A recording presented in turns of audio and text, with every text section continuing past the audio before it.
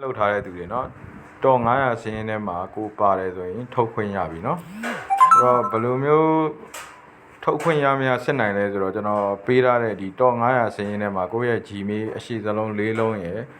နိုင်ငံရယ်ကိုသွားတိုက်ပြီးတော့စစ်ကြည့်ပါ900ထဲမှာပါတယ်ဆိုရင်ကျွန်တော်တို့ထုတ်ခွင့်ရပြီเนาะဆိုတော့ထုတ်ခွင့်ရမရဘူးเนาะဘယ်လိုကျွန်တော်စစ်လို့ရလဲဆိုတော့ကျွန်တော်တို့ဒီမှာကျွန်တော်ပတ်စံရှိတဲ့နေရာလေးကိုနှိပ်လိုက်တစ်ချက်เนาะဒါမှမဟုတ်ရင်လည်းဒီအောက်မှာအကောင့်ဆိုတော့နှိပ်လို့ရတယ်ကျွန်တော်အကောင့်ဆိုတာမှာနှိပ်လိုက်မယ်နှိပ်ပြီးသွားရင်ကျွန်တော်တို့ဒီမှာ exchange ဆိုတာရှိတယ်ဗျာ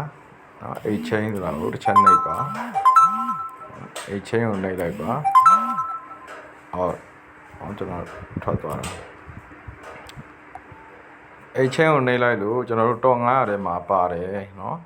ဆိုရင်ကျွန်တော်တို့ကဒီမှာနော်ထုတ်လို့ရတဲ့ပမာဏပေါ်နေပြီဒီမှာကျွန်တော်တို့ဒီမှာ900ထုတ်ခွင့်ရပြီပေါ့နော်ဆိုတော့ထုတ်တဲ့အခါမှာကျွန်တော်တို့ဖီးလိုပါတယ်เนาะ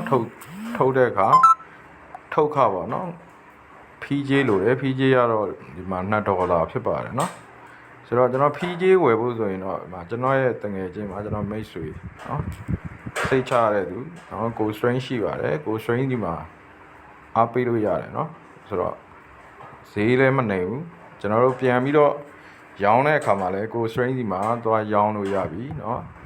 ဆိုတော့ဒီမှာเนาะ Go Strain เนาะဒီမှာเนาะကျွန်တော်မိတ်ဆွေဖြစ်ပါတယ် Go Strain မှာเนาะသူ့ရဲ့ Telegram account ကိုလည်းကျွန်တော်ချထားပေးမယ်เนาะ link ကိုနှိပ်ပြီးတော့မှသူ့ဒီမှာသွားဝယ်လို့ရတယ်ဆိုတော့ကျွန်တော်ဝယ်တဲ့အခါမှာ USDT เนาะ$2ဆိုပေမဲ့เนาะနည်းနည်းလေးပိုဝယ်ရမယ်ဘာဖြစ်လို့လဲဆိုတော့ဒီဖီးဖြတ်တာနဲ့ပါနေဆိုဒီ$ကွက်တီသွားဝယ်လို့မရဘူးเนาะဆိုတော့ကိုစထရင်းကိုမေးလိုက်ကျွန်တော်ဒီအတိုရှီထုတ်ဖို့အတွက်ဘယ်လောက်လိုလဲလို့သူပြောပါလိမ့်မယ်เนาะဆိုတော့ကျွန်တော်တို့ဝယ်မယ်ဆိုရင်လိပ်စာကိုဘယ်လိုပေးရမလဲဆိုတော့ဒီမှာအကောင့်ဆိုတော့တစ်ချက်နှိပ်အကောင့်ဆိုတော့တစ်ချက်နှိပ်ပါ